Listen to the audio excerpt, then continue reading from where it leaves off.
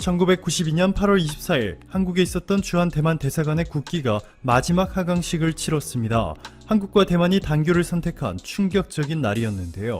이후 최근까지 약 30년 동안 한국과 대만은 무비자 체류기간 연장에 합의해 한국 국민은 대만에서, 대만 국민은 한국에서 무비자로 최장 90일까지 머물 수 있게 됐고, 워킹홀리데이 비자를 허가하기 시작하는 동시에 민간 항공협정까지 체결하게 됐습니다. 자, 그런데 현재 대만에서는 한국의 흔적이라고는 찾아보기 힘들죠. 온통 일본산으로 도배가 된 상황입니다. 여기 대만 자동차 점유율을 보시면 토요타 자동차를 위탁 생산하고 있는 쿠오즈이가 33.2%로 압도적인 1위, 21.6%로 점유율 2위를 기록 중에 차이나모터도 이름만 차이나지 사실상 일본의 미쓰비시 자동차를 대신 판매하고 있습니다. 3위인 율론도 일본의 닛산 자동차를 대신 판매하고 있고, 4위 타이완 혼다도 역시 일본차를 대만에 팔고 있죠. 즉 지난해 대만에서 판매된 자동차 중에서 86.9%가 일본 자동차였다는 뜻이죠. 심지어 대만에서 택시도 전부 토요타이고, 대만에서 달리고 있는 기차들도 상당수가 일본산입니다. 반면 대만에서 한국의 존재감은 거의 없었고, 오히려 한국은 얄미운 나라, 한국을 이기면 통쾌하다 라는 질투심과 이유 없는 반한 감정만 존재할 뿐이었죠. 1990년 중반까지만 하더라도 대만은 국제적으로나 경제적으로나 한국보다 월등히 강력했고, 아시아의 4마리 용 중에서도 최고의 국가로 꼽혔습니다. 그런데 한국의 삼성과 LG가 혜성처럼 등장하며 글로벌 시장을 쓸어버리는 바람에 대만의 전기, 전자업체들이 큰 위기를 맞았고, 특히 대만 재계서열 1위인 홍하이그룹의 고타이밍은 주주총회 자리에서 삼성을 무너뜨리는 것이 내 인생의 목표다 라며 일본은 한국처럼 뒤통수를 치지 않는다, 일본과 손을 잡고 앞으로 3에서 5년 안으로 한국이 삼성전자를 꺾겠다 라는 기업인으로서 선을 넘는 발언도 필터링 없이 내뱉었습니다. 결국 대만의 홍하이그룹은 일본에서 경영난으로 망하기 일보 직전이었던 일본 전통의 전자기업 샤프를 인수했을 뿐만 아니라 도시바의 PC 사업까지 사들였습니다. 당시 샤프는 삼성전자의 LCD 패널을 공급하고 있었는데, 대만의 홍하이그룹이 샤프를 인수한 뒤 갑자기 공급을 끊겠다고 삼성에 통보했습니다. 이 때문에 삼성은 TV 생산에 엄청난 차질이 생길 뻔한 위기를 겪었죠. 결국 이 모든 것들을 주도한 홍하이그룹의 고타이밍 회장이 경영 이선으로 퇴진하자마자 삼성의 화해의 손길을 내밀었지만, 삼성이 괘씸죄를 적용해 이를 거절한 것으로 전해졌습니다. 이뿐만이 아닙니다. 최근 대만 매체 연합보는 코로나19가 전 세계적으로 확산한 이후 가장 먼저 야구 리그를 시작한 나라는 한국이 아니라 대만이다. 그런데 미국 ESPN은 한국의 KBO 리그만 사서 미국에 중계하고 있다. 이 때문에 수많은 미국 팬들은 코로나19 사태 이후 한국이 세계에서 가장 먼저 야구 리그를 열었다고 착각하고 있다 라며 질투심으로 가득 찬 보도를 냈습니다. 자, 그런데 이렇게 일본을 절대적으로 추종하고 한국과는 대립각을 세우던 대만의 태도가 최근 180도 변화하는 놀라운 상황이 만들어지고 있습니다. 대만이 일본을 손절하고 한국을 추종하기 시작하려는 것인데, 대만에서 반일 감정이 생겨나기 시작한 시점은 바로 대만 동부 지역에서 여객 열차가 탈선해 22명이 사망하고 200명 이상이 부상을 입는 대만 역사상 최악의 열차 사고가 발생했을 때부터죠. 대만이 내부 조사를 시행한 결과 충격적인 사실이 밝혀졌습니다. 문제의 철도 차량은 일본이 만든 것으로 사고 직전에 설계 착오 때문에 안전장치를 끈 사실이 관리자에게 보고되지 않았기 때문인 것으로 밝혀졌습니다. 당시 마이니치 신문은 해당 철도 차량을 제작한 일본 차량 제조사 설계 문제가 있었다고 보도했는데요.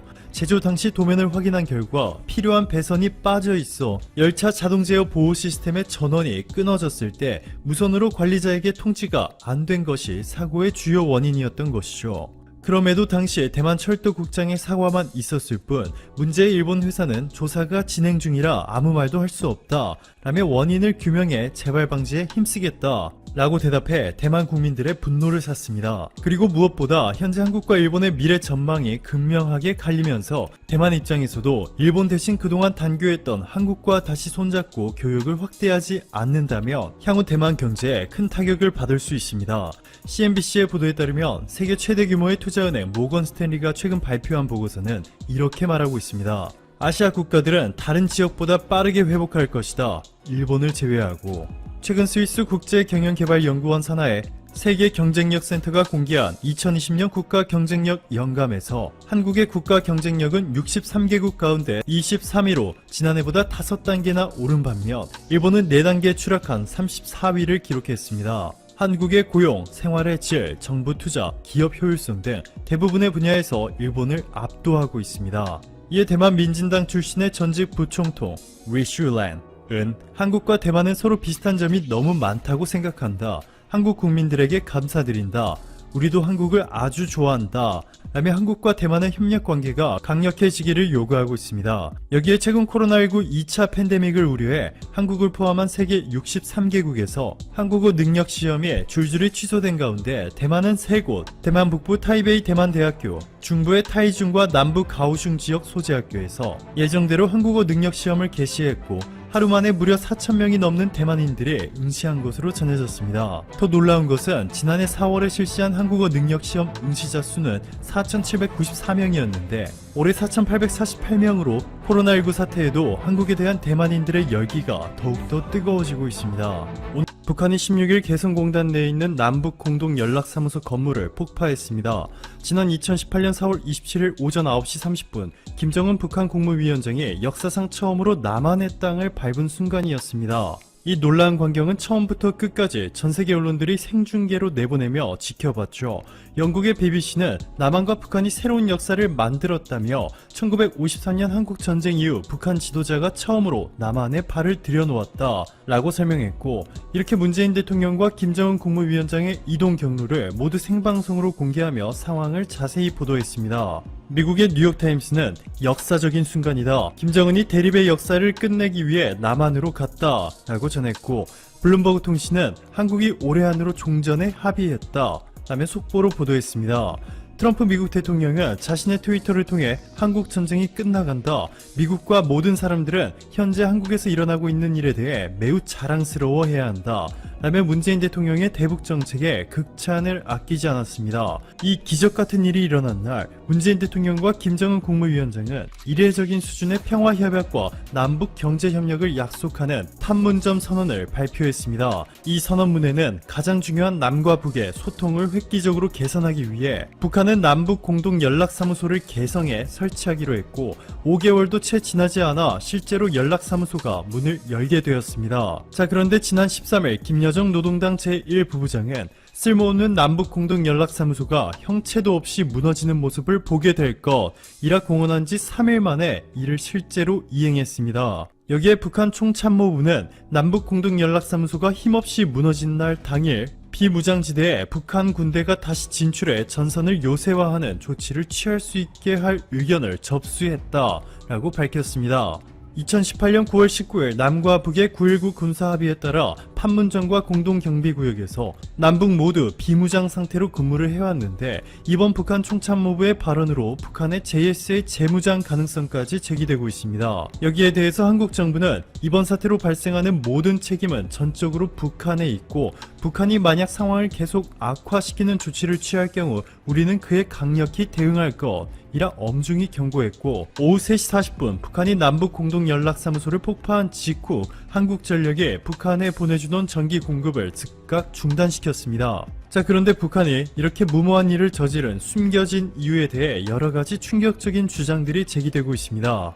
윤덕민 한국외대 석좌 교수는 지금 북한이 남측에서 무엇인가를 얻어내려는 의도는 없다. 마지막 승부수를 던지는 시점을 보고 있다 라고 전했습니다. 즉 최근 식량난의 외화까지 바닥난 북한에서 북한 주민들의 반발이 거세지려는 움직임이 포착되자 이를 진정시키기 위해서 무리수를 두었다는 것입니다. 미국은 이를 조금 다르게 해석하고 있습니다. 미국에서는 현재 북한이 겉으로는 한국을 향한 도발을 하고 있는 듯 보이지만 최종 목적지는 미국이라는 시각이 상당히 많은 상황이죠. 지금까지 트럼프 미국 대통령의 미국 국민들의 지지를 얻기 위해 자신이 취임한 이후 북한이 더 이상 미국을 상대로 도발하는 것을 멈췄다 라는 것을 강조했는데 11월 미국 대선을 앞두고 북한이 트럼프의 일종의 경고의 메시지를 보내고 있다는 것입니다. 그런데 미국을 직접 도발할 경우 미국과 국제사회의 더 강력한 금융 및 경제 분야의 전방위적 제재를 받을 수 있기 때문에 북한은 미국 대신 한국을 도발해 수위를 조절하고 있다고 해석하고 있습니다. 러시아는 북한에 경고의 메시지를 보냈죠. 드미트리 페스코프 크렘린궁 대변인은 북한의 공동연락사무소 폭파와 관련해 우려하고 있다. 모든 당사자의 자제를 촉구한다. 라며 북한이 한반도 평화에 어긋나는 돌발 행동을 비판했습니다. 미국 국무부 대변인은 연합뉴스의 서면 질의에 미국은 한국의 노력을 전폭적으로 지지한다. 북한은 역효과를 낳는 추가 행위를 삼가라. 공식 입장을 내놓았습니다.